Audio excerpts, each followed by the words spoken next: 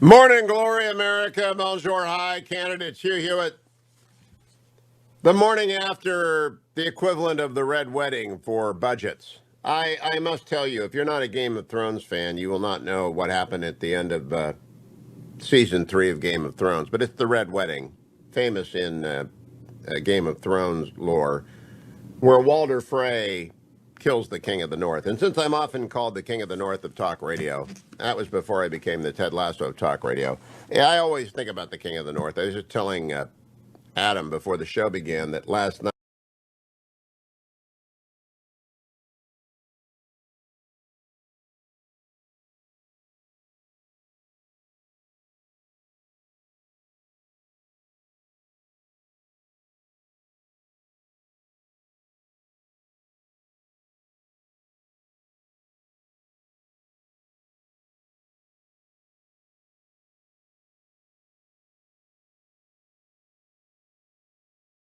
it was Rob Stark, and he made the stop. He made the mistake of stopping at the Twins for dinner, and getting married and having a wedding reception. And how does this all tie in with Joe Biden? Well, last night I was watching Gangs of London before Joe Biden came on, and Gangs of London is not for the faint of heart.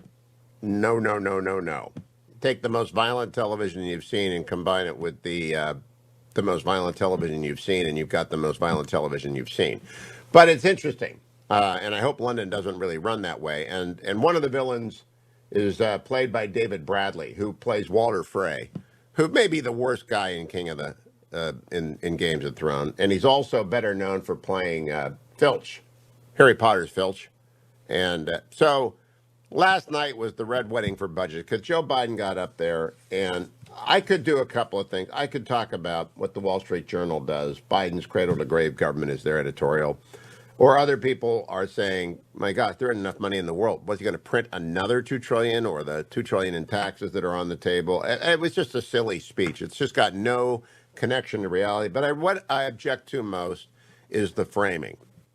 You've got to hear how he said a lot of good things, a lot of dumb things, but the framing is hubristic and just frankly offensive to the people who lived through real disasters of 9/11 and Pearl Harbor and getting killed by the SDS in the 60s. Cut number 20. I stand here tonight, one day shy of the 100th day of my administration. 100 days since I took the oath of office and lifted my hand off our family Bible and inherited a nation, we all did, that was in crisis. The worst pandemic in a century. The worst economic crisis since the Great Depression. The worst attack on our democracy since the Civil War. Stop. The economy was already roaring back to life. Because the judicious PPP and the two prior, there were 4 COVID relief bills last year, and the economy was just waiting to open up. Operation Warp Speed, Donald Trump's great achievement, had produced 3 vaccines, two vaccines in the United States, 1 in England, 2 of which were already widely distributed. And we all knew that, just as with any other program, the acceleration of that program was ongoing and was going to take care of itself. And the crisis of democracy, nobody hates January 6th more than I do. I'm the equal of anyone. Lots of people hate it as much as I do. And 800 radicals, all of whom should be tried and convicted if juries agree of their various sins. It was a terrible day. It could have been a lot worse, but it wasn't 9/11. It wasn't Pearl Harbor. It wasn't the SDS bombings of the 1960s or the radical weather underground. It wasn't. It just isn't. Please don't tell me that it was. It's not. Trying to set yourself up as FDR. I mean, in Joe Biden's head, I'm sure he's playing this movie. But history's going to look at that and say, hey, gosh, are you crazy? What in the world are you talking about? So the one part I liked about it, he did talk about China a little bit, and he's got some clarity here. Let's play cut 16. We can't be so busy competing with one another that we forget the competition that we have with the rest of the world to win the 21st century. Secretary Blinken can tell you I spent a lot of time with President Xi. Traveled over 17,000 miles with him. Spent, they tell me, over 24 hours in private discussions with him. When he called to congratulate him, we had a 2-hour discussion. He's deadly earnest about becoming the most significant, consequential nation in the world. He and others, autocrats, think that democracy can't compete in the 21st century with autocracies because it takes too long to get consensus.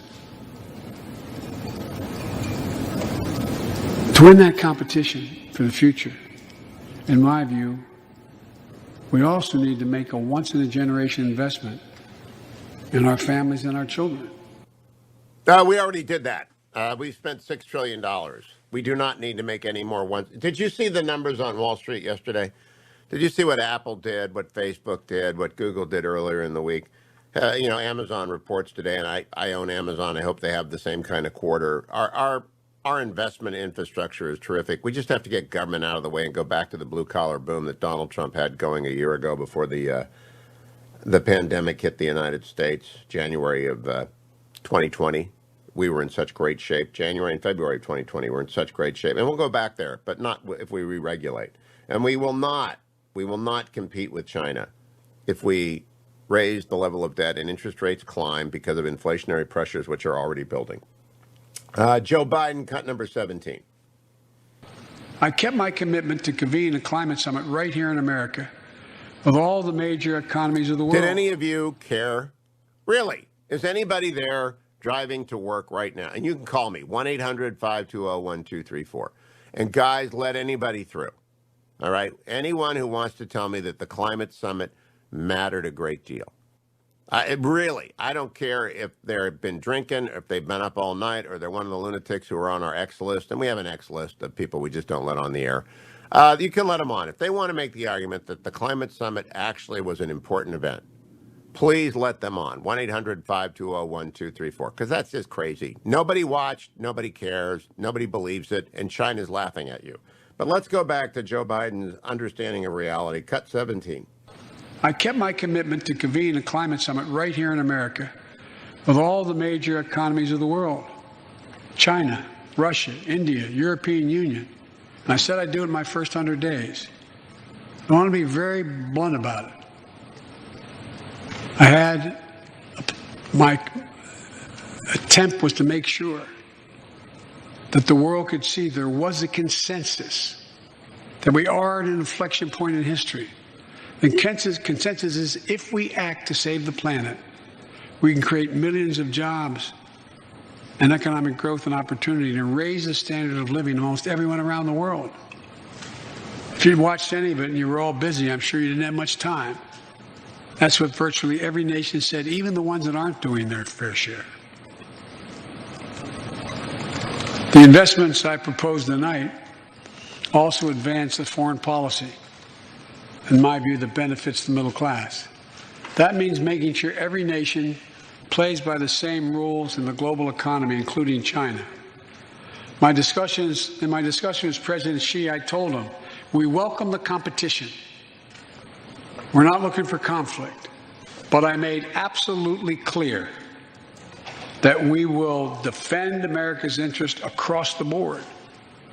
America will stand up to unfair trade practices that undercut American workers and American industries, like subsidies from state to state-owned operations and enterprises, and the theft of American technology and intellectual property.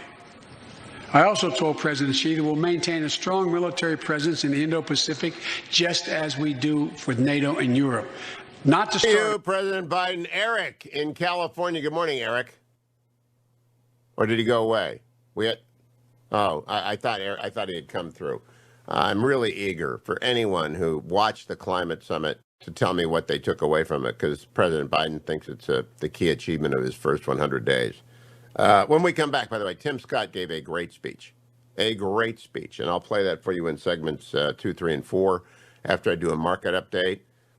Generally speaking, big swing and a miss last night. But again, what were you expecting? I mean, the budget red wedding, but other than that, what were you expecting? It's not going to pass.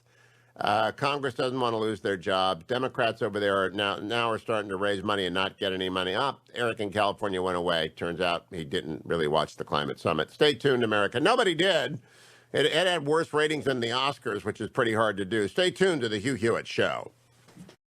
Welcome back, America. I normally don't play bread bumps, but my friend Captain Mark Vandroff is a bread aficionado, and he and I are talking about football, and I have to correct him all the time about college football, and when I do that, I feel bad, and so I play from his playlist. I have an actual Vandroff playlist, which if I did, I would lose my audience. Captain, Tennille. It's a playlist that's just so very, very unique to Captain Vandroff. And he's a big bread guy, and that's okay. We don't mind that, but Florida football, spare me. All right, Tim Scott gave a speech last night after President Biden delivered his, and Senator Scott of South Carolina begins, and you should listen to this, cut 18. Good evening. I'm Senator Tim Scott from the great state of South Carolina.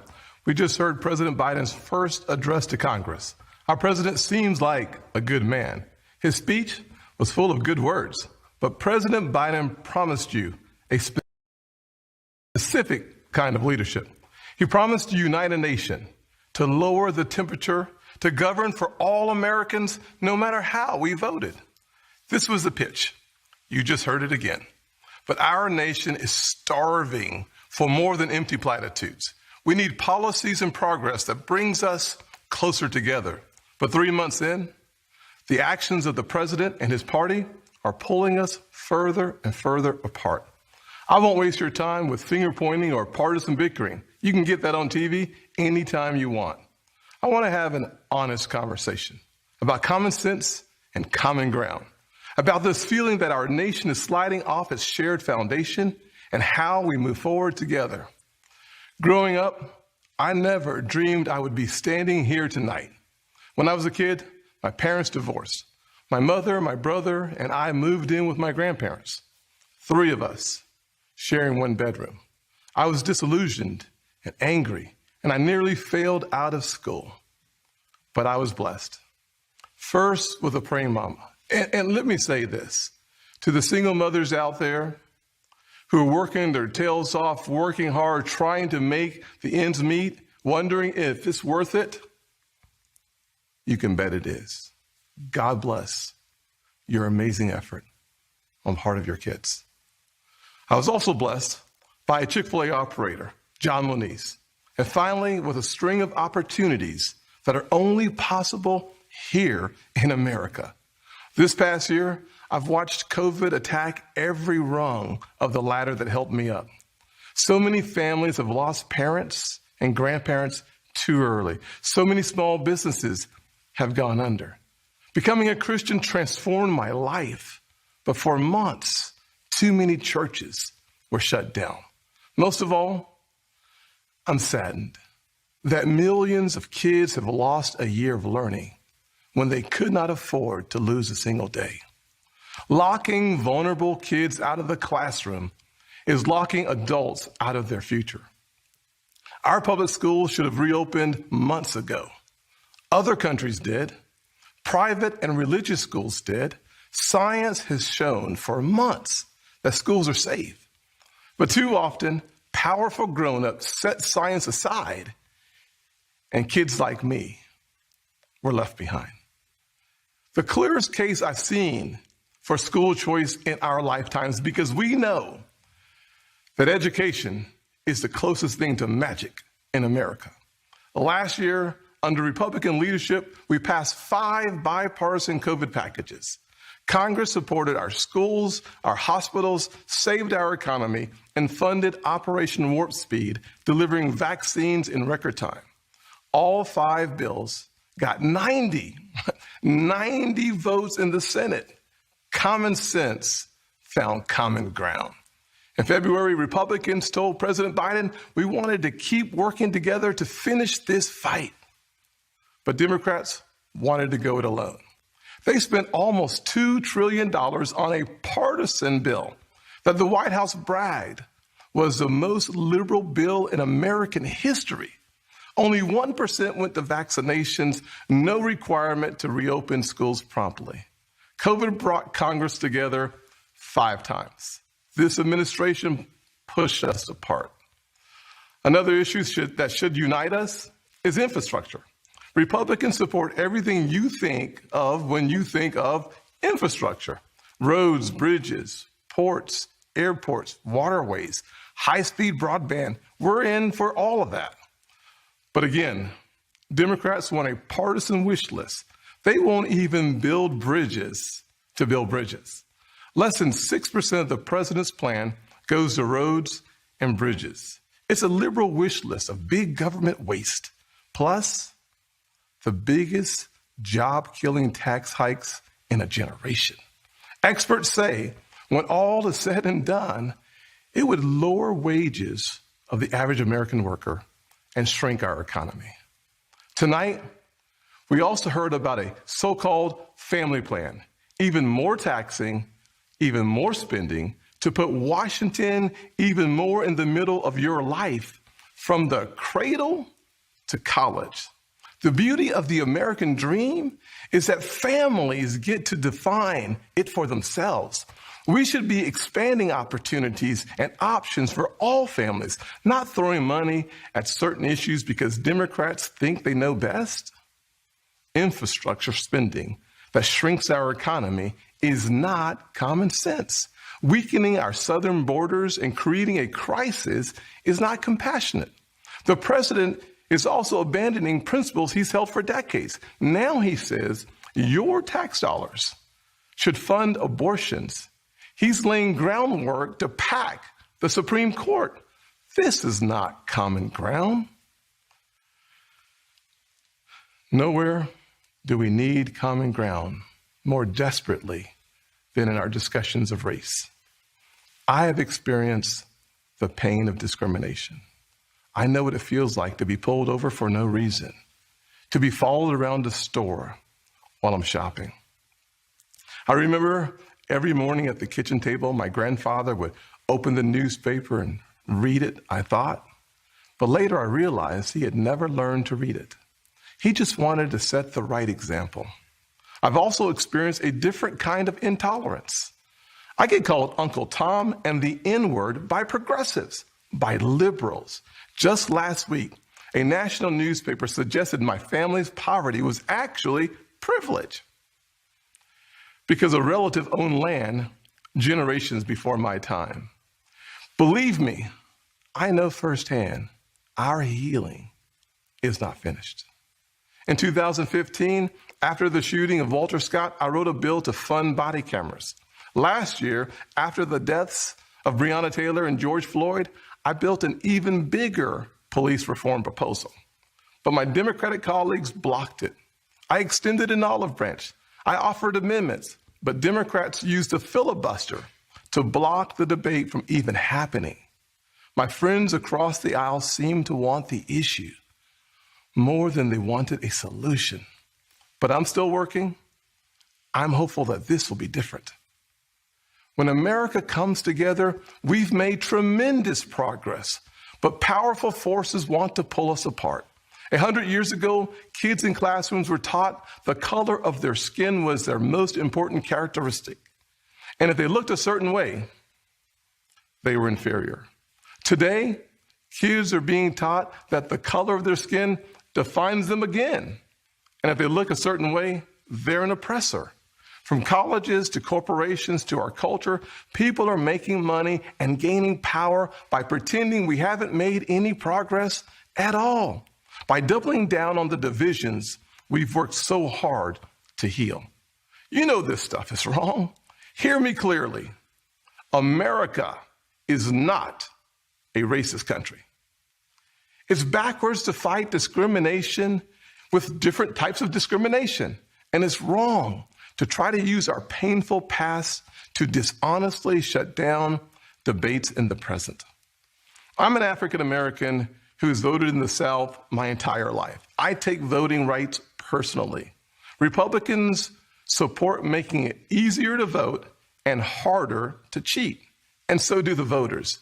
Big majorities of Americans support early voting, and big majorities support voter ID, including African Americans and Hispanics.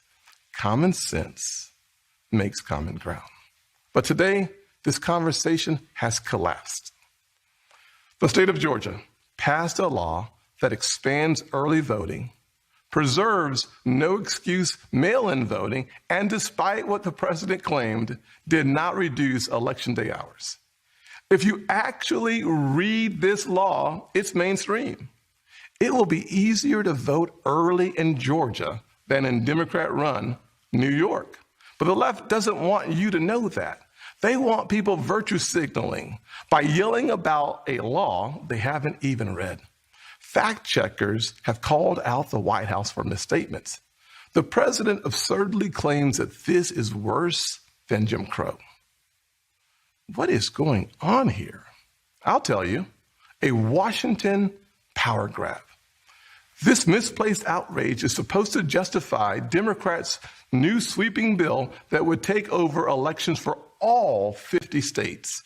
It would send public funds to political campaigns you disagree with and make the bipartisan Federal Elections Commission partisan. This is not about civil rights or our racial past.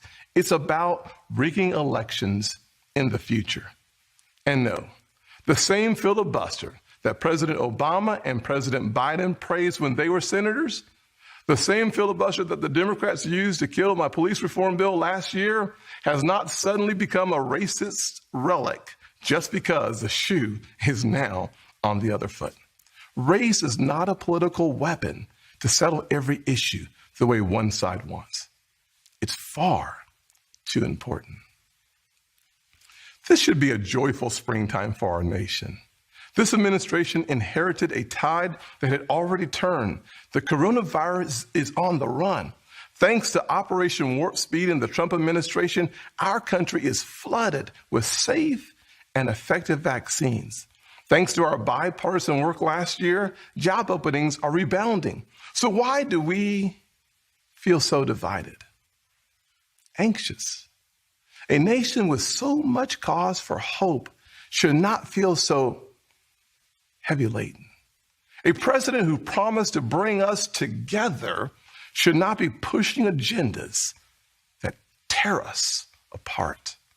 Pause right there. We'll come back and listen to the rest of Tim Scott's terrific speech last night. Senator Scott, 55-year-old senator from South Carolina, elected twice to the United States Senate after being originally appointed by Nikki Haley, is clearly, he said he's going to run for re-election in 2022. He'll win.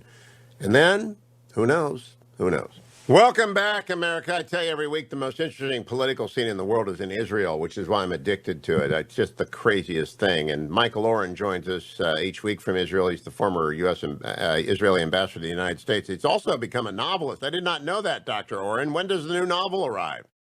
It arrives on May 11th, To All Who Call in Truth. To All Who Call in Truth. To All Who Call in Truth. Psalm 45. Okay, I will. To all who call in truth. I will read it, and we will do a book interview about it. But let's do the news of the week, because I haven't read To All Who Call in Truth yet. First thing at the top of the headline, former Secretary of State, now Special Envoy on Climate, John Kerry, made the news this week. What'd you make of that report that he was telling Iran's foreign minister about Israeli strikes in Syria against Iranian assets? You know, I worked with John Kerry for many years, both as Secretary of State, when he was head of the Senate Foreign Relations Committee, worked with him, liked him, had a good rapport. But he's a deeply ideological man. When he conducted peace negotiations here between Israel and the Palestinians bolted the talks. John Kerry gave over an hour-long speech condemning Israel and condemning our settlement policy. By the way, this is a time, Hugh, when 500,000 Syrians were being massacred a couple hours drive from where I'm talking to, and John Kerry didn't say anything. All right, didn't do anything, didn't say anything. Well, the greatest crime in the world was a couple of hundred Israelis building some apartments in areas that they consider their homeland. Okay, so think about that. And then the Iran nuclear deal, and the Secretary of State is up on this stage with the foreign minister of a country which is the most repressive regime in the world, which is sworn to destroy my country, of a genocide. And John Kerry's up there smiling. It's the greatest thing in the world. And so, you know, if he's accused of telling the Iranians things, I mean, just on the basis of that behavior alone, I would have reason not to discard it immediately. Okay, let me ask you about something. Joby Warwick, Washington Post reporter, has a new book on the Obama era called The Red Line. I have it here. I talked to Joby for an hour. It's at my podcast, the interview with Hugh Hewitt, The Unraveling of Syria and America's Race to Destroy the Most Dangerous Arsenal in the World. Joby's won 2 Pulitzers. He's maybe the best national security and foreign affairs reporter in America. Very fine reporter. A damning indictment of John Kerry and President Obama and their Syria policy. You cannot help but put this down and say, wow, did those guys and that group screw 500,000 Syrians who are dead and 2 million more who are refugees in a repressive Assad regime which remains in control of a WMD arsenal that threatens Israel every day. I mean, there's no other conclusion to reach. I certainly didn't reach a conclusion. What is so mystifying to me, Hugh, is why this administration is so set on revisiting this horrible mistake. But they really believe any price, if you notice, any price.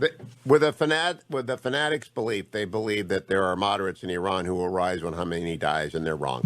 Now, Michael, we've only got a couple of minutes. What do you think is gonna happen here? I can't make heads or tail out of the Israeli political negotiations. Well, I've said it week after week. I think we're probably heading to a 5th election, and that's good for Netanyahu. If he doesn't lose, he wins, right? I can always compare him to some of our enemies in Gaza. If he doesn't lose, he wins. He goes for another 5-6 months.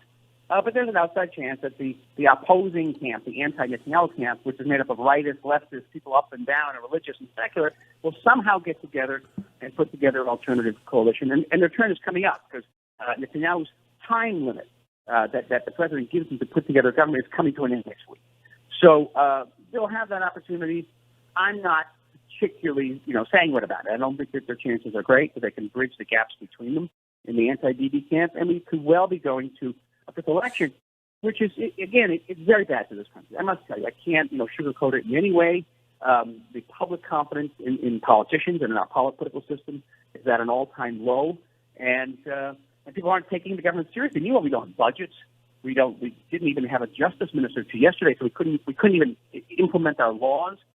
We are in a governmental democratic crisis right now. And you also have rockets flying from Gaza. We only have 30 seconds, but do you expect that to fade so we don't have to have a major conflict on the Israeli-Gaza border? Yeah, but that actually has nothing to do with us. It has to do with the Palestinian elections. And Hamas is going to be running against Mahmoud Abbas of the Fatah party, and they want to show that they're tough, so they fire some rockets at us. And it's also Ramadan, so they're celebrating. So that has actually nothing to do with us, but our ability to deal with it is hamstrung by the absence of a truly cohesive and stable government. Well, I hope that comes to a conclusion very quickly. Do you expect to run yourself in a 5th round of elections, Dr. Oren? I always say you possibly. Right now, I want to talk to you and advance my novel. Okay, the novel comes out on May 11th. It's pre-ordering. I will read it. We will have a long conversation for the podcast, and I recommend to everyone Michael Oren's book of short stories, The Night Archer. Truly terrific, truly wonderful writing. I look forward to your novel, Michael. Be well. And I tell everyone, if you missed my conversation with Joby Warwick yesterday, the interview with Hugh Hewitt is a podcast that's available at iTunes. I do 2 podcasts. One is called The Hugh Hewitt Show, highly condensed Hugh. That's the daily compression of the 3-hour show into about 45 minutes to an hour. And then the interview with Hugh Hewitt, as was yesterday's with Joby Warwick, is my very best stuff, long form, with people like Joby who know what they're doing. You got to go listen to that one. Head over during the break to iTunes or Spotify or the Salem Podcast Network and download and listen to Joby Warwick and Hugh Hewitt talking about his book, Red Line. Come back for hour 2 of The Hugh Hewitt Show. Morning glory, America. Bonjour, hi, Canada. Hugh Hewitt here. Coming up later this hour, Lieutenant Governor Mark Robinson of North Carolina joins me. His Madison County Republican speech of a fortnight ago lit up this audience, so I tracked him down. He joins us. But first, the wayward son of Minnesota, James Hohmann, joins me of the Washington Post. And I know your game, you rogue. You didn't show up yesterday after the Indians had clobbered the Twins, and now you show up after the Twins have clobbered the Indians. I know your game. I've got your game. I know your number. Well, we'll see how the series finishes.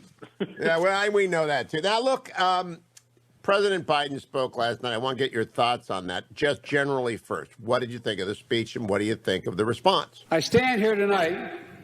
It's the longest speech Biden's given in some time, and it really did feel like a frontal assault on Reaganism.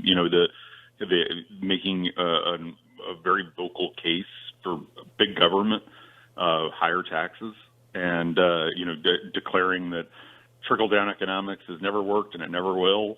I thought it was a pretty clear statement of his view of government. It is the most left-wing speech ever delivered by a president on policy grounds, by a nice man, and I have no doubt that he is one. The only time I've ever interviewed him, he was the nicest guy in the room. But I want to play for you the single most objectionable thing I found in the speech. The economics are like the Red Wedding economics. Everybody's dead at the end of it. There's blood on the ground. The budget is slain, and we're in full revolt against ordinary economic theory. But this is what I object to. Cut number 20. I stand here tonight, one day shy of the 100th day of my administration. 100 days since I took the oath of office and lifted my hand off our family Bible and inherited a nation we all did that was in crisis. The worst pandemic in a century. The worst economic crisis since the Great Depression. The worst attack on our democracy since the Civil War. Okay. Now, Hohmann, you're a Stanford guy, so you may not know much history. But what do you think of that statement? Well, I know where he was trying to go, and I know that kind of prima facie that obviously is not the case. Okay. Prima facie, it's a dumb thing. Let me play for you George W. Bush. Cut the next cut, gentlemen. We are here in the middle hour of our grief.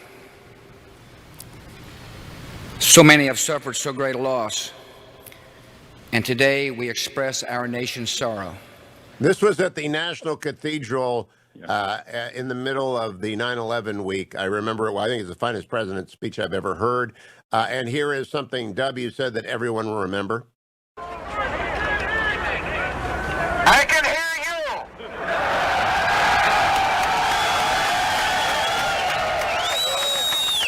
I can hear you. The rest of the world hears you. And the people who knock these buildings down will hear all of us soon. Now, James Hohmann, you're a young man. Do you remember 9/11? I actually vividly remember that particular moment, and it always gives me chills, the bullhorn moment.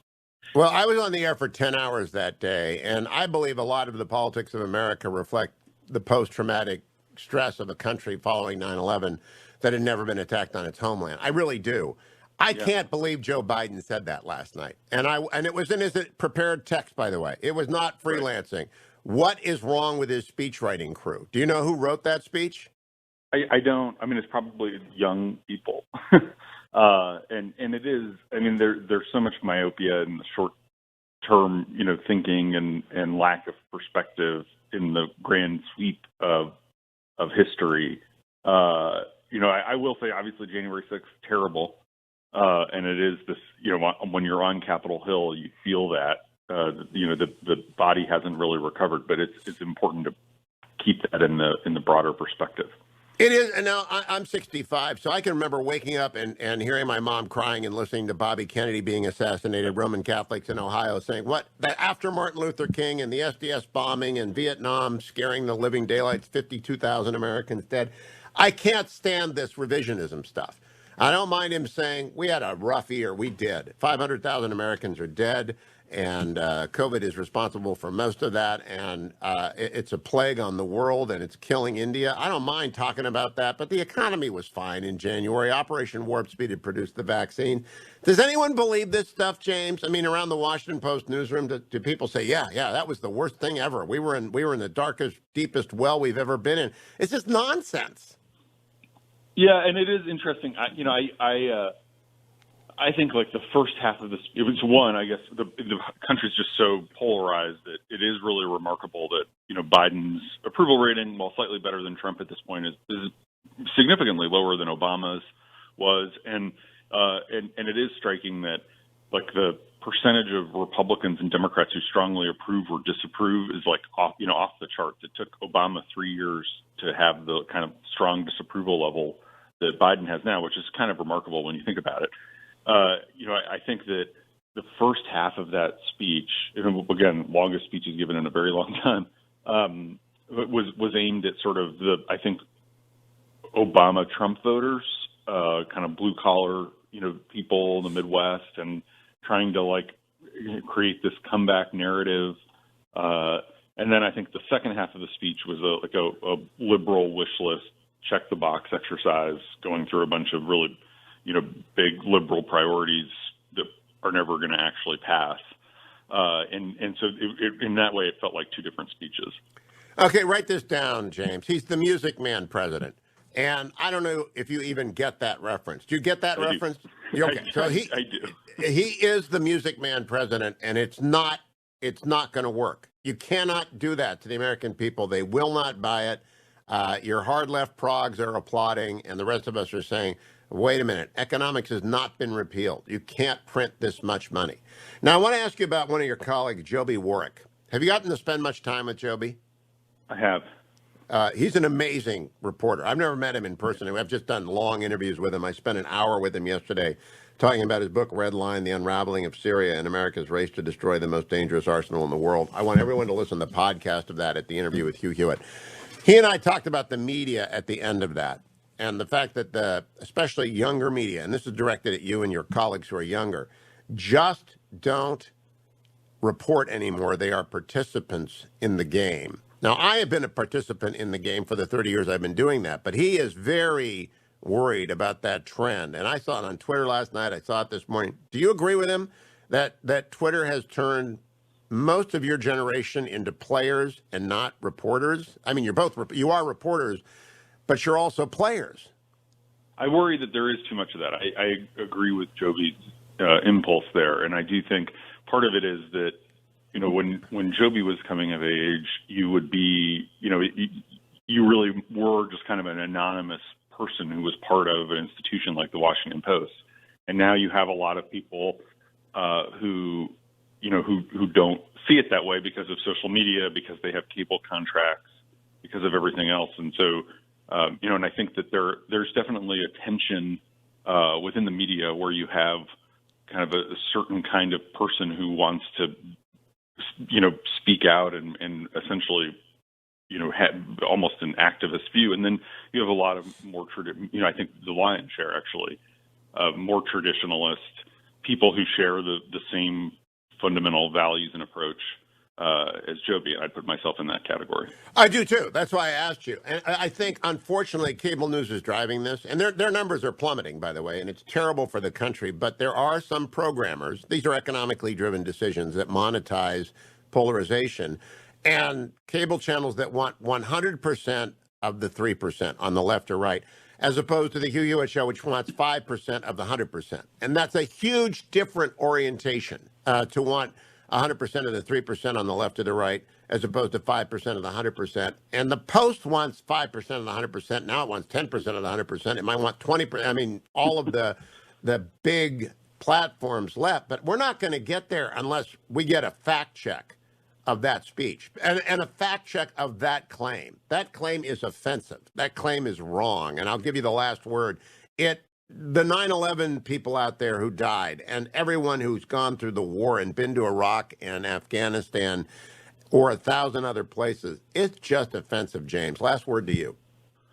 Yeah, I mean, I think you're right about your kind of diagnosis of the media, and I think it is, it skews incentives and everything. I think, I actually was kind of troubled by a lot of the talk about Afghanistan, and it felt like some of those sound bites from last night will end up being chilling to watch again in 5 or 10 years when the Taliban has taken over.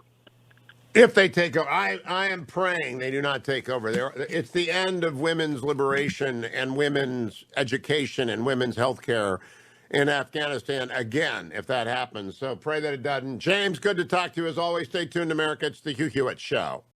Welcome back. I'm Hugh Hewitt. On my radio show last week, I played a speech by the Lieutenant Governor of North Carolina, Mark Robinson. It was to the Madison County Republican Party.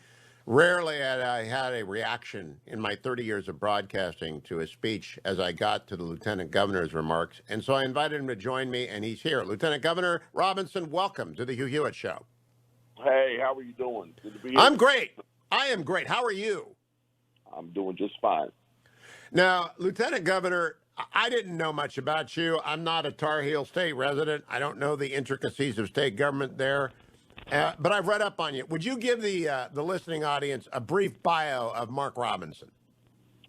Well, I'm born and raised in a city here in Greensboro, city here in North Carolina called Greensboro. I'm number 9 of 10 children. I actually grew up in a house with 5 of those 10 children around me. My mom was married twice. I had 2 sets of children, 5 with her first husband, 5 with my dad. Grew up very poor, saw a lot of challenges. My dad had a drink problem with alcohol, and him and my mom had a very contentious relationship. So I witnessed domestic violence firsthand, up close. But we were able to overcome that. My dad died when I was about in the 5th grade. My mom, she tells the story all the time. She had a friend of hers told her, when her husband died and my dad died, she could have just lived off welfare. She said, well, you got it made now. You can sit at home and collect welfare checks. And my mom didn't do that. My mom got off welfare. My mom went to work as a custodian. And that's how she took care of us. And it's probably one of the greatest lessons I ever learned in my life. That, you don't depend on the government. You don't sit around and wait on checks from the government. You get out and make things happen, because she did. And she was able to buy a home. She was able to buy us a car. We always had school supplies. We always had clothes. My mom was very responsible. She bought what she needed with her money instead of what she wanted. And therefore, we always had what we needed. And it's the greatest lesson I think I learned from her, other than that you should put God first in everything that you do. And so because of her, I attribute that to where I am now. I spent a little time in the military. I was in the Army Reserves. I was a medic in the Army Reserves. I have been married for, almost 31 years now. I have 2 children, 2 adult children, a 30-year-old son, 28-year-old daughter. My daughter is married. She has a grandson who's about to turn 4, and a daughter, she has a son who is about to turn 4, and a daughter who is about to turn 9 months. So we have 2 grandchildren. Well, congratulations on that. That's the only thing in life that's not overrated. I love Man, you grandchildren. better believe it. You better believe it. It's not. You better Now, believe Lieutenant it's Governor, not. you're a big man. Did you play ball in high school? No, sir, I did not. I was very much into I was in junior ROTC and was convinced that I wanted to have a career in the military. But that changed once I got in the military. I got in the military, and don't get me wrong, loved my time in the service. I learned a lot of lessons, but I decided that I wanted to go a different way in life. I wanted to be a civilian life and wanted to do some different things. And so I've worked in a number of places. I've worked in the restaurant business. I've worked in the furniture industry most of my working career, a total of about 20 years. And for a short time, about 8 years, my wife and I owned a small business, which is a daycare center. Now, if I really want to find out about Mark Robinson, I got to talk to Mrs. Robinson, but we haven't got time for that today. So I want to know, when did you get into politics and why? All right, I'm going to give you the short version. The way I became what I call politically aware, and I'm going to tell you this story real quick. I got in an argument with my best friend over Rush Limbaugh. I called Rush Limbaugh a racist because that's why I'd heard on television that the man was a racist. He challenged me and said, you don't even know the guy. How can you call him a racist? So I set out to prove to him that Rush Limbaugh was a racist. I went out and bought Rush Limbaugh's book, The Way Things Ought to Be. When I read that book woke me up and helped me to understand that I was indeed a conservative, because I read things in that book I'd always been thinking my entire life. I mean, and it woke me up, and I said, my God, I agree with this guy 100%, And so my friend and I sat down and talked, and we talked about politics. We studied the 2 parties, and, of course, I fell on the conservative side. I became a Republican, and, I started working for the Republican Party, and I did that for a little while. But the way I really got into it this time, I was working and going to school full time. Plan was to be a history professor. I went down and I got into this tussle with the Greensboro City Council because they wanted to cancel the gun show because of the shooting that happened down in Florida. And I just thought it was just completely unfair. And so I went down to the meeting, didn't intend on speaking. But ended up speaking before that city council, and that speech went viral. Matter of fact, it went supernova viral. I think up to date, it's probably got somewhere between 250 to 300 million views. It is that is what really propelled me into this. After that, a lot of folks came to me, the NRA, other Republican groups, and I really got involved. I left school, I left my job, and I started traveling the country speaking. And after doing that for about a year and a half, I decided to run for office. We looked at a bunch of different offices and decided lieutenant governor was the best, and we ran and we won. Now, I'm going to come back to that gun speech. The speech I played last week from Madison County Republican Club, the Republican Party, that went viral too. I mean, you are a gifted orator when you get moving. And even the takeoff was pretty quick. And I've been listening to a lot of speeches. I've been doing this for 30 years on the air. Began just after Rush did, and I know a speech when I hear one. Do you do that every time you talk? Pretty much. It just depends on the setting. The thing that I like to try to do when I'm speaking is, not only do I like to express, convey my ideas, but I really want people to get motivated and get involved and be inspired. And my wife tells me that God has blessed me with this gift for that purpose, and that's normally what you get when you hear me speak. I'm booking a ticket. Now let me ask you about the Governor Cooper. He snubbed you at the State of the State speech. I can only conclude he snubbed you, and then I've done some research. Apparently, he's done that before. What's the deal with you and Governor Cooper? Why does he not like you, and why does he snub you? Well, I'm sure he doesn't. I'm sure he doesn't like me, probably because some of the things that I've said about him in the past. I've been a very hard critic of the things he's done here in North Carolina. But that's only because he's been a horrible governor. I mean, that's the bottom line. He's been obstructionist. He is not responsible for any of the good things that have happened here in North Carolina. When the COVID crisis hit, he violated the Constitution by telling North Carolinians that they could not exercise their First Amendment right to gather at church and had to be sued. He is a horrible governor, and I've not been shy about saying that. So I don't. It doesn't shock me that he doesn't like me. What does shock me is how unprofessional he is, because I don't particularly care for the governor either, but every time I've had the opportunity to greet him, I have greeted him with respect and treated him with respect face to face. I cannot say the same thing for him. No, professionalism is part of politics, and you've got to have professionalism, and I am surprised by that conduct. Do you think any of it? I've read your Wikipedia page. I have not read your actual social media. I've just read what they've said about your social media. Is it because of your controversial social media, which is detailed in your Wikipedia page? It cites posts against the LGBTQ community and Muslim community and other slash and burn kind of commentary. Is that why Cooper won't talk to you? Does he cite that?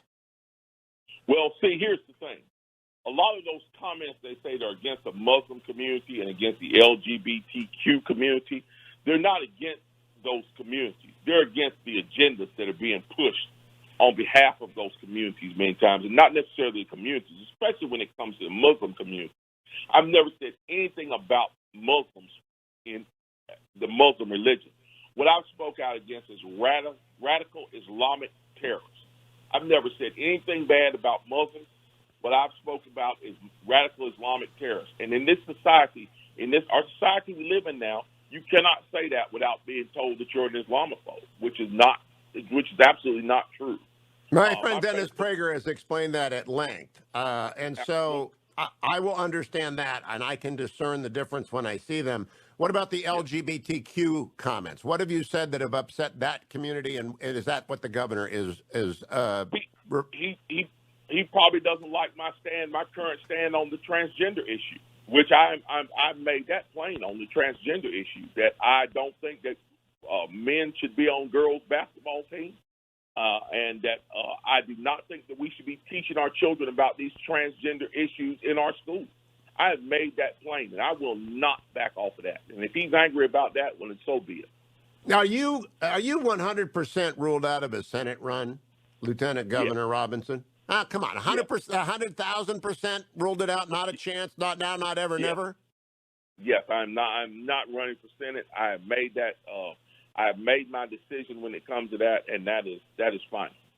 Can circumstances change that the field falters? It looks like we're going to lose that seat. We cannot lose that seat. We have to keep the North Carolina seat. Would you change your mind? I cannot say what will happen in the future. Now, and that being said, I am not. I have made my decision not to run. So you're telling me there's a chance, Lieutenant Governor? Well, there's always a chance for everything. I mean, there's a chance that we might that I might get be on a rocket ship to the moon next month. But Well, if you know Elon Musk, that could happen. Do you very, have very tiny chance. Do you have a preferred candidate? You've got some great candidates. Former Representative Walker, Representative Budd, former Governor McCrory. Do you have one? Have you endorsed one of these three? No, I haven't. They're all great candidates, and we're going to let them do what they do in the primary, lay their cases out to the people of North Carolina, and let the people of North Carolina make their choice. And I believe the people of North Carolina will make the right choice. And then once that's done, we're going to get behind the candidate who wins the primary, and we're going to propel them to a victory. Do you think Laura Trump should jump in? I don't know if she should or she wants to, but if she does, she'll be right there in the mix with those others. I think she would be a great candidate, just like the others would. And again, no matter who wins that primary race, we're going to be right there behind them, propelling them to the win, because we feel like we can hold that seat, and I feel like any of those candidates can be victorious in the general election. Do you plan to endorse one of them before the primary? During the primary, you mean? Yes. No, absolutely not. No. All right. I want to turn to some substance now, Lieutenant Governor, away from politics.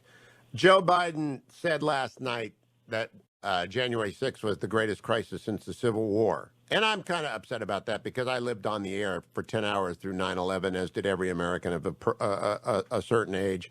And I remember as well 1968 and the assassinations of Dr. King and Bobby Kennedy and the explosions and the violence. And, of course, the Vietnam War. And, of course, the sacrifices made in Iraq and Afghanistan by our best and brightest and all around the world and on the seas.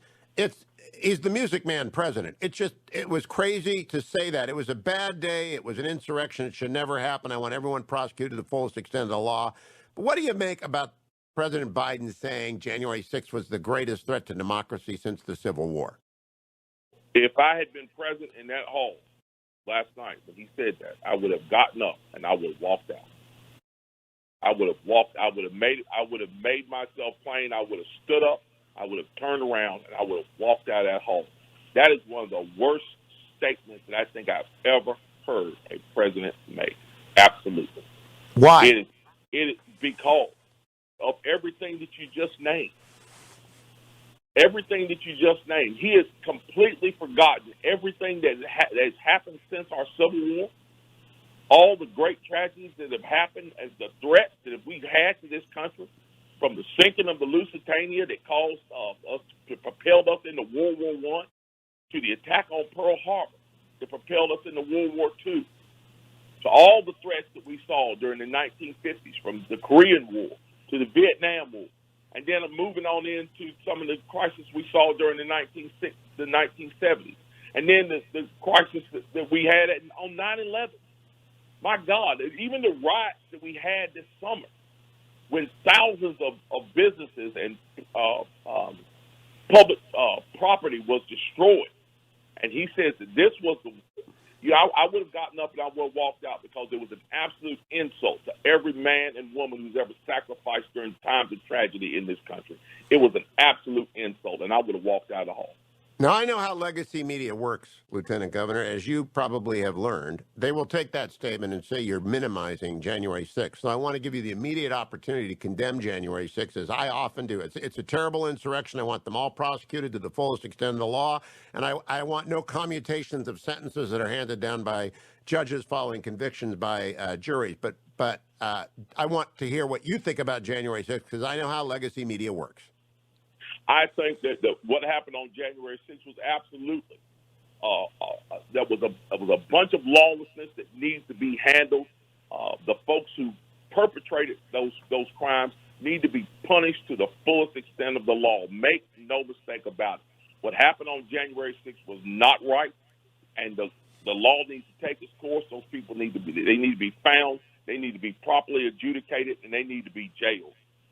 That being said, to say that attack was the greatest attack on our democracy since the Civil War is still one of the most egregious statements that a president has ever made. And again, had I been in that hall, I would have stood up and I would have walked out.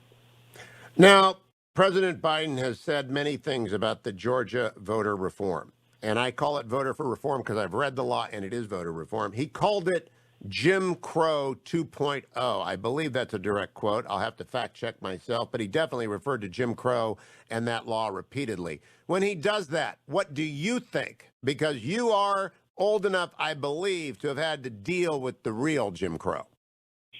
I am not. I am the beneficiary of a lot of struggle by a lot of other folks who did go through Jim Crow. I was born in '68, and by the time I came along, many of those troubles were coming to an end. And so when you got to school, segregation was over, because North Carolina had some holdouts. They had some holdouts, but it never touched you. Okay, so by the time I came along, yes, I was in school with everybody. And sure, there was a slight bit of tension, but I was too young to notice it. But to call the Georgia law Jim Crow 2.0 is absolutely, again, another egregious statement by a terrible president who's got history all wrong. Joe Biden and his contemporaries should know a lot about Jim Crow because some of his contemporaries and some of his heroes, Robert Byrd, were responsible for Jim Crow. So he should know it quite well. What we're seeing in Georgia is an attempt to shore up our voting system. The United States of America is the greatest constitutional republic in history and the greatest nation on earth. There is no reason why we shouldn't have the greatest election system on earth. We should have, every other country should look at us and say, wow, that's how you do elections. Unfortunately, that's not what's happening. When it takes you 1 day to find out who the American Idol is and 2 months to find out who the American president is, there's something wrong here. There's something wrong with our voting system. We need to shore up our voting system. And the very first thing we need to do to shore up our voting system is to require a government-issued photo ID when you show up to the polls to prove who you are and that you are who you say you are. Now, Lieutenant Governor, the left says that voter ID is suppression of the vote. They believe that it's racist and that it's motivated to keep, especially African Americans, but also Latino Americans and other minority groups away from the polls, that voter ID is somehow racist, to which you respond how? I respond poppycock. I like to say it like this. I'm a Black American story. We came over on the Middle Passage. We survived that. We came over into the plantations of the Old South, the mechanized slavery of the Old South with the whips and chains and all the associated things. We survived that. Then we moved out of that into Jim Crow with the bigotry and the segregation and all the violence that we saw during that time. We survived that. And not only survived that, we were thriving during that period. We survived Jim Crow. And now we get to this place where we've defeated slavery. We've defeated Jim Crow. We're succeeding at the highest levels of government, including the President of the United States for 2 terms. And now we have Democrats telling us that we're so weak, so ineffective, that we cannot get a free ID to vote. That is insulting. That is ridiculous. And I absolutely reject it. I believe that Black Americans can do their due diligence for the cause of being able to keep their vote secure. And if that includes getting an ID to do that, I have no doubt that every Black American in this nation can get that done. Now, you have become a very famous Republican, as an African-American Republican, but the most famous Black Republican right now is Tim Scott, and Senator Scott gave the rebuttal last night, and he called H.R. 1 their, quote, voting reform bill. He called that a, quote, misplaced Washington power grab. It's about rigging elections in the future, close quote. Do you agree with Senator Scott? Absolutely. I've taken a look at that.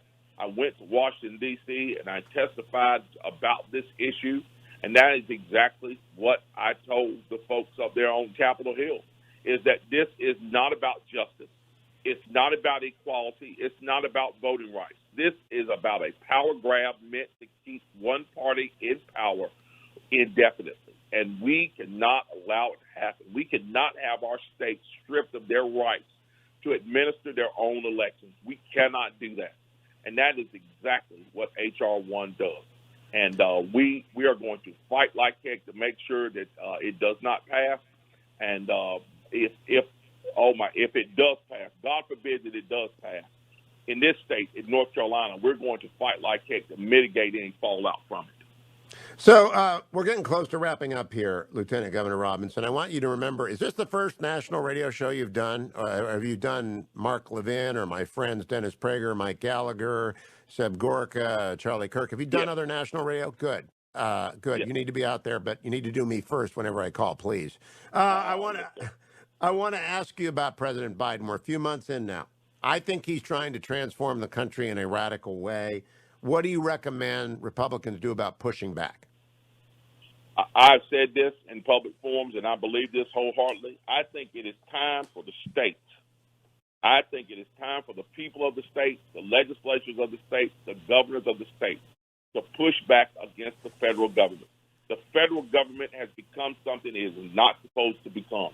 It overstepped its bounds many decades ago. And now we see it doing it to a great degree that I believe is going to destroy this country.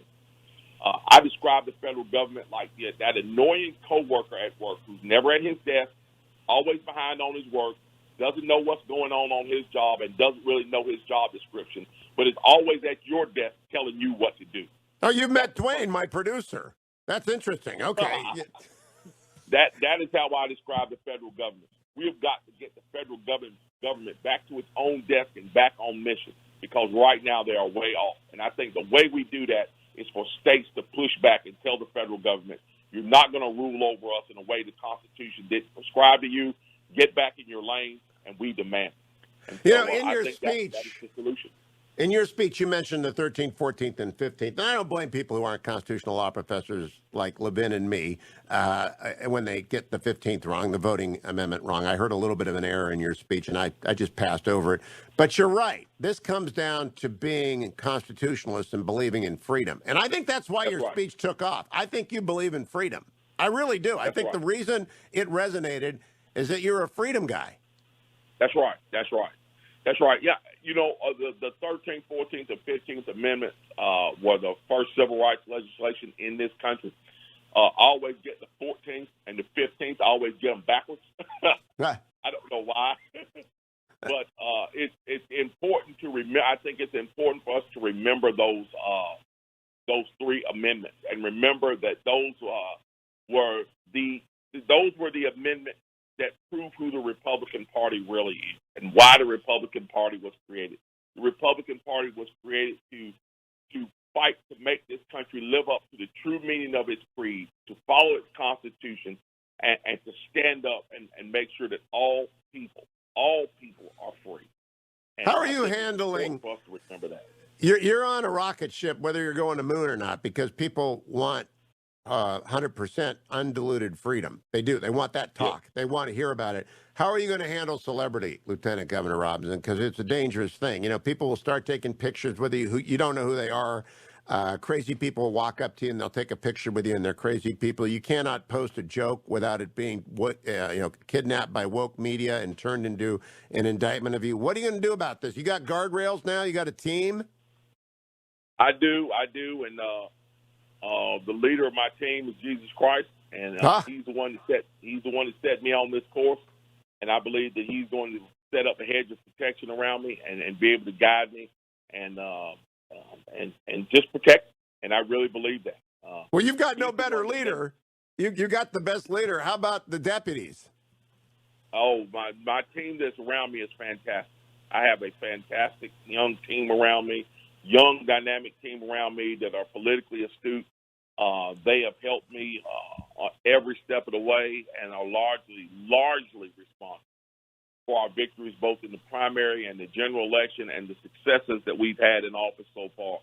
And again, I believe that God put those folks in my path as well. So He's ordering the steps and putting the right people in place. And I believe with God's leadership and the folks and the work that the people with the work that the people around me, I believe we'll continue to see success in not becoming a celebrity, but fighting to keep the freedoms that we have in this nation alive.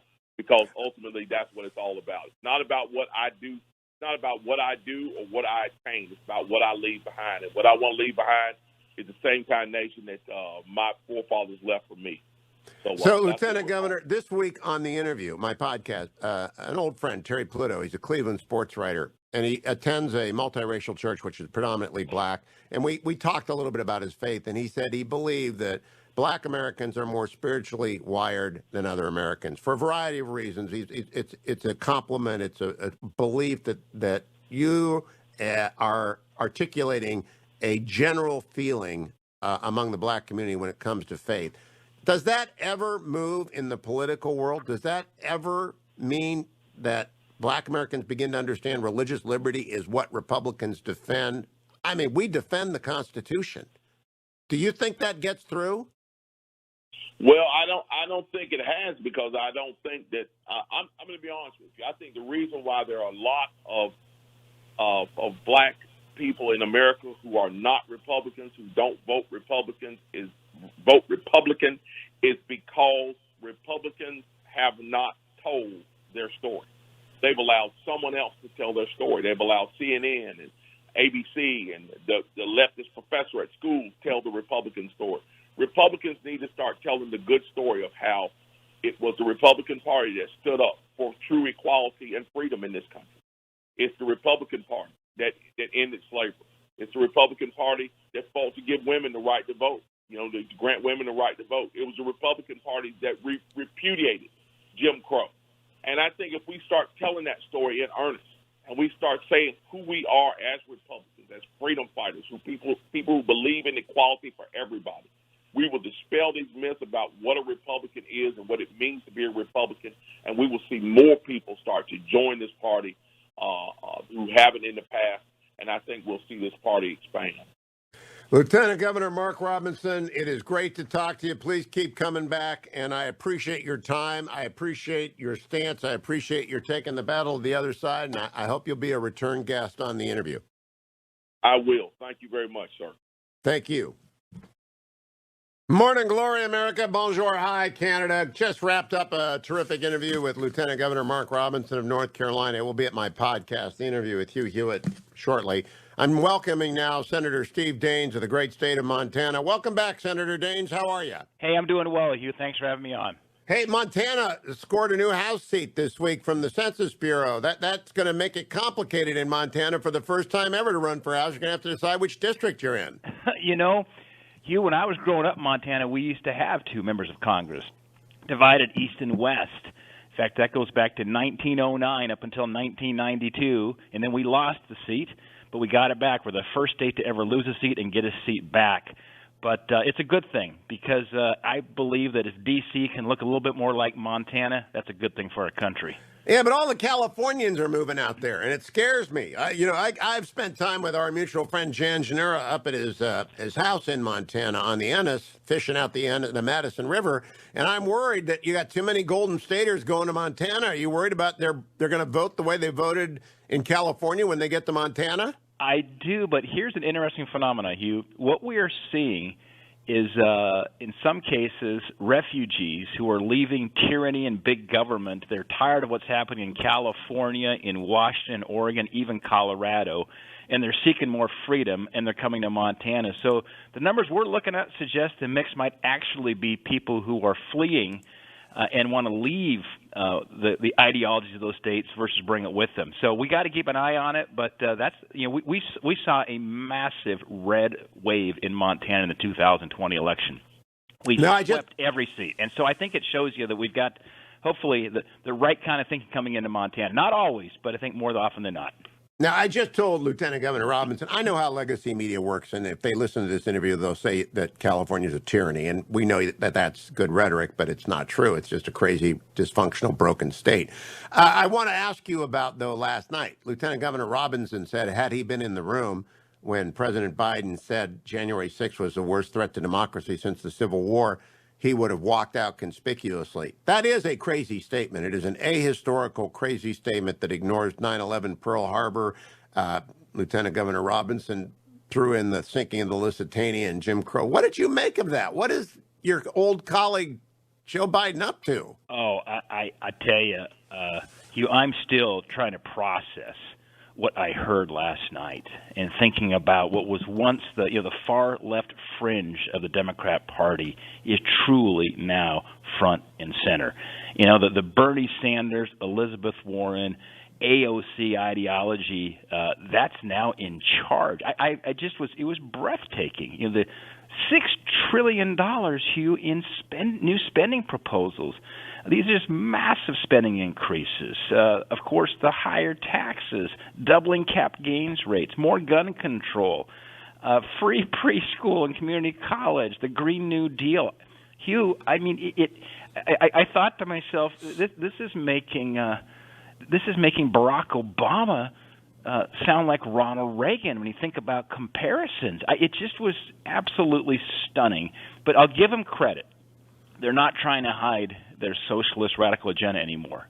They came right out in the open here and laid it all out for us, and we saw it clearly in what the president shared last night. Now, Senator, unless basic economics, whatever school you're in, whether you're the Chicago school or Keynesian or whatever, you can't print this much money. I approve what you did last year, the COVID relief bills. I salute Leader McConnell and everyone behind PPP. I understood what needed to be done. And the $2 trillion that they just blew on when it was a big party and we're all going to have a hangover. But if they do what he wanted last night, we're going to have Argentinian style inflation here. No doubt about it. What we're seeing, you're already starting to see out in the storm clouds gathering on the horizon of the inflationary forces are going to hit this economy. This is something that I was questioning Jay Powell about when he came through the banking committee here recently. You cannot push this massive spending. Hugh, we're throwing around the word trillions like we used to talk about billions. And just when you think about the entire federal budget, both discretionary and mandatory spending to fund all of government, all entitlements, all the military, is about $4.5 trillion a year. They want to add $6 trillion on top of that in new spending. And never mind, there was about $4 trillion of COVID relief passed last year. So these you add it all up, it's $10 trillion.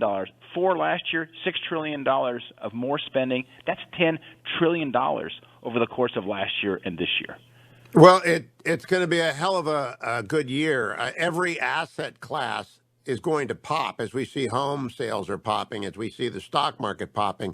But the bill to be paid there is eventually the cost of everything goes up. And we haven't had inflation in so long. You're not old enough to have bought a house at 12.5% or 13%, 30-year interest like I did when my wife and I bought our first house in 1985. But it is not a good thing. Inflation is a destroyer of lives. Well, there's a number of compounding factors here as well. Not only all the money's being printed, but Hugh, look at the CPI numbers that came out in February. Half of the inflationary pressures here were energy related. And so when you combine the massive spending plus the Green New Deal that's going to put pressure here on oil, natural gas, just energy prices in general, this used to be comparative advantage for us here to beat China long term because of our energy independence. He is moving us down the path. You and I remember 1973, dependencies on the Middle East, War of Yom Kippur, oil prices quadruple, a 30-year fixed mortgage, Hugh, in 1981, right when Reagan got on board, was 18.6%. And we have a generation that does not understand what happens with inflation and interest rates and how that absolutely destroys an economy, frankly, destroys families. When you look at your colleagues in the Senate dining room, and I've had lunch up there before, and I know you folks all get together and get along fine in their Bible studies, and everybody's a human being, and nobody wants to screw up. But Honestly, do they not get that? Do they not understand what they're unleashing on this country? And it will destroy poor people. It's poor people and old people on fixed incomes, especially, who are crushed by inflation. It worked your whole life to be 80 years old with a pension and happy, and all of a sudden you cannot buy food. Think about it, Hugh. When you're living on a fixed income, you are looking at, what are you looking at? You're looking at taxes. You're looking at your utility bill. And then, you just look, and then just overall inflation. And what Biden is doing and the left is absolutely an attack on the working class of this country. When you look back at what we did when we cut taxes in 2017, we saw real wage growth for the working class folks of America. And again, that's always what socialism and far left ideology promises. You're going to help the working class. And you know what really happens, Hugh? History repeats itself over and over again. It's the elites that prosper and the working class are hurt. You know, Rahm Emanuel is being tipped to be the ambassador to Japan. And his most famous quote, which defines Democratic Party politics forever, is never let a crisis go to waste. And the COVID crisis is a real crisis. It's so terrible right now in India, and I'm glad we're helping India out. It was bad in the United States. It's like going to be far worse in India. But they're not letting this crisis go to waste, Senator Daines. They are definitely not letting it go to waste. Well, there's two words they use crisis with: the COVID crisis and the climate crisis. Is what they use, and that's just it's classic playbook out of Rahm Emanuel, isn't it? It's take a crisis, blow it up, and use that as rationale here to drive big government. I mean, think about it. It was just a few months ago, we had every Senate seat filled in the Senate chamber here with the impeachment trial of Donald Trump. Nobody was worried about having 100 senators in the Senate chamber. And when it comes time now for this joint session address, you had this sparsely populated House chamber, I think, to try to send this message of this crisis and why we got to have big government here to come to the rescue. But that's such a contradiction around why, I wasn't allowed to go to the joint session last night because they had limited seating. Now, Senator, last question. I'm old enough to remember the Music Man, and I tell everyone Joe Biden is the Music Man president. When I saw Vice President Harris and Speaker Pelosi in masks, I said to myself, this is theater. This is absolute theater. They're both vaccinated. They don't have to be near anyone. They can put the masks on at the end as they make their way out of the building on the unlikely chance there's anybody near them who could infect them, and they're an outbreak case. They're both vaccinated. What in the world? It's the craziest messaging. What is going on with these people? Well, all I got to tell you, Hugh, when I jump on an airplane in Montana and fly back to D.C., there's a lot of anxiousness and concern about where this country's headed. But when I get on the plane and go back to Montana, I'm headed back to freedom. We have a new governor, Greg Gianforte. He's been a friend of mine for 25 years. We were in business together. You've got these common sense Republican governors. He lifted the mask mandate. We've got a 3.8% unemployment rate in Montana. We're doing great. We're focused on personal responsibility, getting the vaccines out. And I tell you, elections matter, Hugh. Thank God we got Greg Gianforte as our governor, and it's just tragic what's happening right here in Washington. November 2022 can't come fast enough to repudiate all of this, and I mean a huge repudiation. Senator Steve Daines of the great state of Montana, I promise you I will not fish out the Madison again. Jan Gennaro wants me to, but I will leave it alone for the other fishermen in the great state of Montana. Stay tuned, America. It's Hugh Hewitt. Welcome back, America. It's Hugh Hewitt. Now, we got to slow down for the Steelers fans out there who don't know what a podcast is. But in the world of podcasting, I want to introduce you to the Clegane brothers. One of them is the Mountain and one of them is the Hound. I'm not sure which is which, but Comfortably Smug and Josh Holmes are combining to make the Ruthless podcast a must-listen-to podcast. They have been barons of social media, but they've made their play. They're going for the throne of podcasting as we speak. The minions have been unleashed. They have overrun my tribbles. The Holmes is in the back commanding the reserve force. Welcome, gentlemen. I'm glad to have you both. Let me start with you, Josh, because Smug is he's just not going to be understood by the Steelers fans. What are you up to, and who are you guys, and what are the minions? Well, this is awesome. We appreciate the invite here, Hugh. We're just trying to pick up the water and carry it a little further. You've been doing this for years, but we started a podcast. It's called Ruthless, and we started last October. I think we thought it was going to be like a 3 or 4 week project to kind of focus some conservative minds at the end of an election, and it kind of popped to the top of the charts, and we figured now we've got an obligation. So here we are 7 months later. Hey, Smug, this is Game of Thrones in the world of podcasting. You're either on top or you're falling down the mountain. So you guys have made a bid for the throne. How's it going? What do the minions think? Well, first off, I have to say that's probably the best introduction I have ever received in my life. Thank you so much for having us on the show. It's like Josh said, this kind of became kind of like a phenomenon, like bottle of lightning that just took off. Our first episode ended up being, I think, NPR's political podcast. The first week it was out, we went right to the top of the charts. And so, we've got over 400,000 unique listeners at this point, and we've reached the top 1% of all podcasts on Earth of any subject. So the enthusiasm has been incredible. We're so grateful to our listeners, grateful for you having us on the show, and we really want to make sure we hold the line, we get the message out, and we win back the House, the Senate, and we make sure that conservatives are heard across the country. Well, I hope you guys have dragons because Charlie Kirk's going to fight back against you. Charlie is kind of our red viper. And so in the world of podcasting, the old guys like me, we do our job, but this is not our fight. This is the young people's fight. Josh, give us some background on you. I know Smug stays behind the curtain, but you don't. We know your past. Tell people who you work for and why you're good at what you do. Yeah, well, it's nice of you. I was Leader McConnell's chief of staff for a series Bingo. of years. Ran his campaign and worked on the inside. I mean, I think that's kind of what makes our partnership with Smug and I work, is I've had sort of an insider perspective on a lot of this for years. And like the one thing I think has been totally missing from conservative discussion, you do a great job of keeping it light, Hugh, but I think the vast majority of conservatives don't have enough fun while they're talking about politics. 100% agree. And when you've worked for Machiavelli, you kind of know what's in the prince, right? Yeah, that's pretty good. But, we like to keep it light. We like to have fun, laugh, self-deprecation, all the stuff that has sort of been missing from the conservative side that we feel like we're sort of filling a void with. But, providing some decent information, too. And I think that's just really important. When you live in such a fake news culture, getting accurate information out to people who actually care about this stuff is super important. And Smug, I gotta pay you a compliment. The Minions stuff. Mark Germain, back in the ancient days of radio in 1990 when he was Mr. KFI, Mr. KABC, he used to refer to his minions, and I always thought it was brilliant. And so I just ripped it off and called them Tribbles from Star Trek. But your minions, dude, when you unleash the Horde, it really is like the people who live north of the wall heading south. It's just crazy. Where did they come from? Who are they? And why do you do what you do? And who are you, to the extent you want to tell us? Sure. Well, to start with, the minions are the most incredible and diverse and talented group of people you could ever hope to assemble.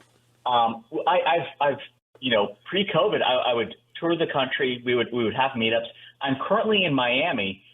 We've had a couple minion meetups where we had folks who actually flew in just to hang out, then flew back out. We had people who drove 4 hours from North Florida to hang out. These are just incredibly engaged and motivated people. And I've always said the thing about the minions is it's not about me. I want them to, it's all about them building communities, knowing each other, because I think a big part, especially right now with how slanted the media coverage is, conservatives need to know that actually the majority of the country stands with us. We've just been bullied into thinking we're not allowed to say and think what we feel. And when you have the minions engage online and then in person with each other, it's like a light bulb goes off that, hey, you know what? There's so many other people who agree with my principles and values.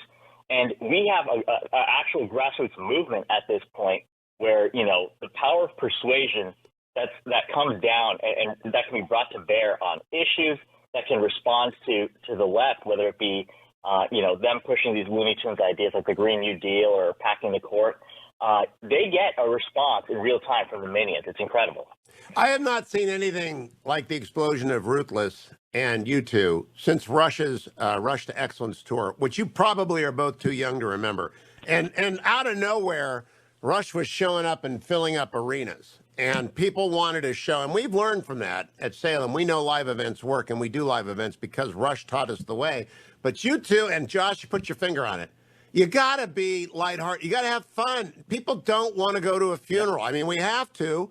We got to go to funerals. We got to show up and pay our respects, but we don't want to go to funerals. We want to go to parties. And the more Republicans that learn that, the better. And you guys are kind of showing the way there.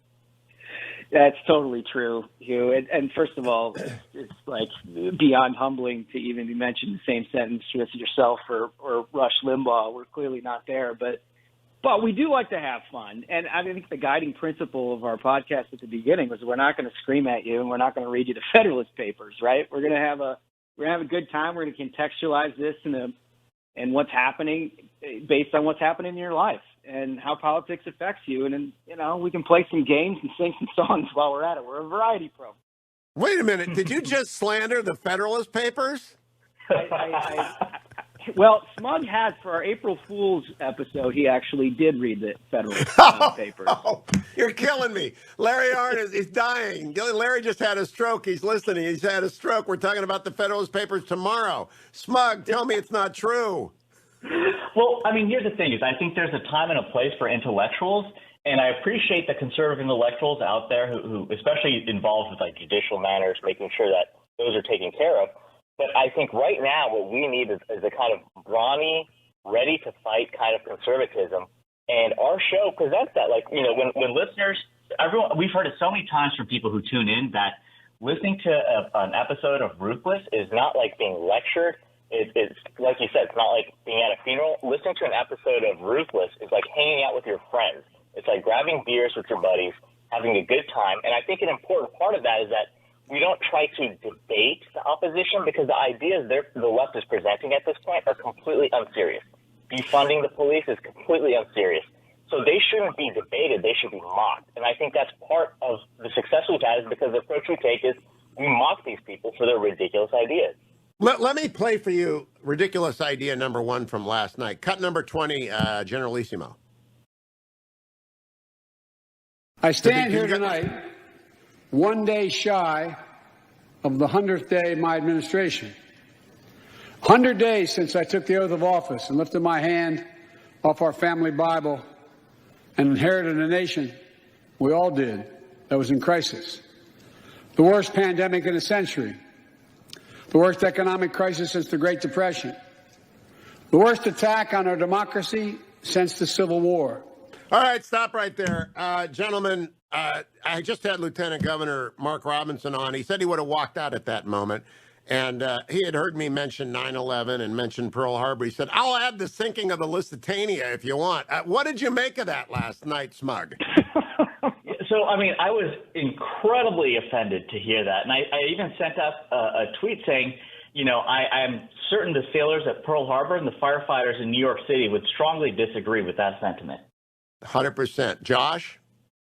Yeah, I mean, the whole thing is ridiculous. As Smug said, it's unserious from the beginning to end. I mean, all of the ideas espoused by the president last night and all of the rhetoric used were geared towards sort of fomenting this progressive base that he is somehow enraptured with and feels like he can govern with.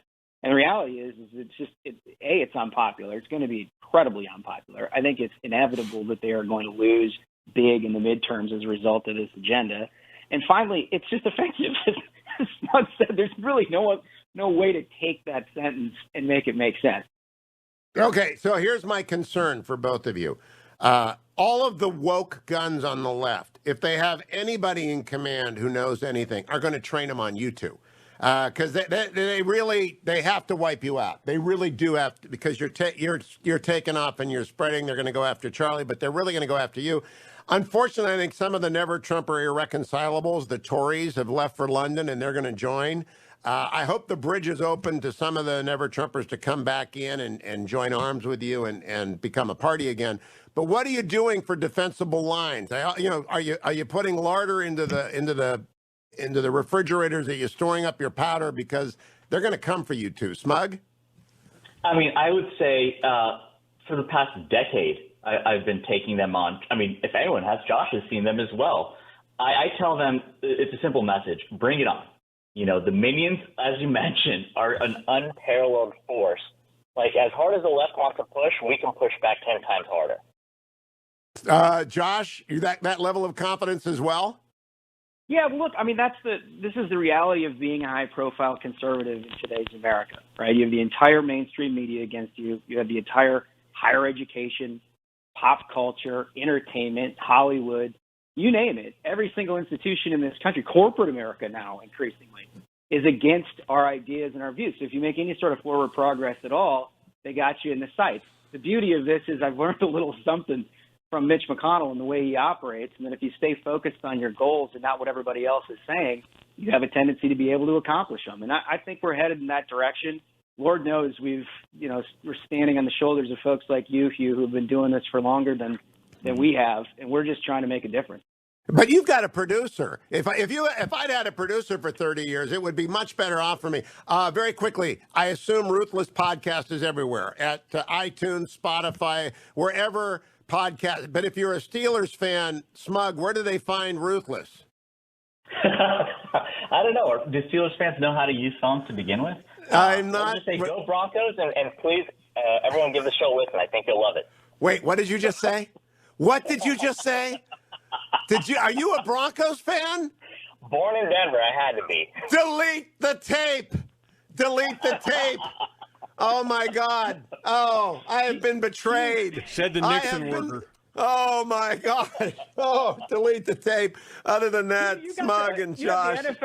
You got the NFL draft in Cleveland. You must. Oh, God, it happened to me. Oh, I have been betrayed. Et tu, Smug. All right, you two, be well. Ruthless podcast. I have been betrayed. Oh, treason. Treason. Did you know that, Generalissimo? Did you know that? We're not sending them any Relief Factor now. I was going to give these guys Relief Factor. We're not giving them a bag of Relief Factor. He snuck in a Broncos. Oh, you minions, you've been misled. Trust him on politics, not on football. Trust me on our sponsor, ReliefFactor.com.